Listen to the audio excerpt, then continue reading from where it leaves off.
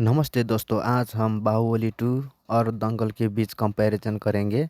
आपका favourite movie कौन सा है? प्लीज़ कमेंट करना और लाइक और सब्सक्राइब भी कर देना। Let's start. Name: Baahubali 2, Dangal. Release date: Baahubali 2 2017, Dangal 2016। जर्ना: Baahubali 2 epic historical fantasy action और Dangal biographical sport drama. Language: Bahubali 2 originally in Telugu and Tamil, dubbed in multiple languages. Dangal originally in Hindi. Director: Bahubali 2 S.S. Rajamouli, Dangal Nitish Tiwari. Lead actor: Bahubali 2 Prabhas, Rana Daggubati, Anushka Shetty. Dangal Amir Khan, Fatima Sheikh, Sania Malhotra, Zaira Wasim.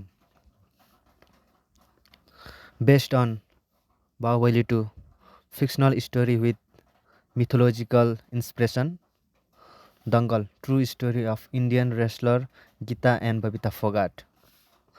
Theme: Bahubali 2 revenge, loyalty and legacy.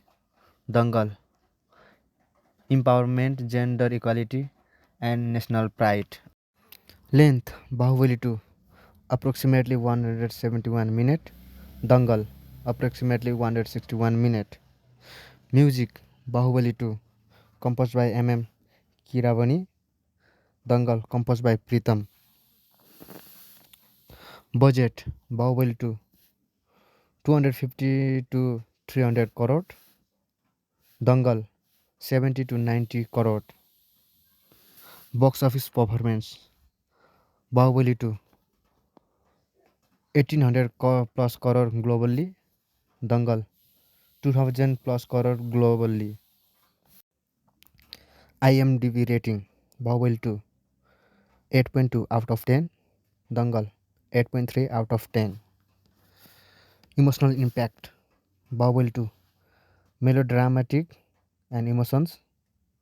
Dangal relatable family emotional struggles.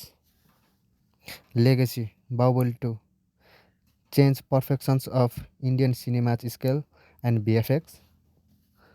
Dangal redefine sports biopic and inspire youth, especially girls.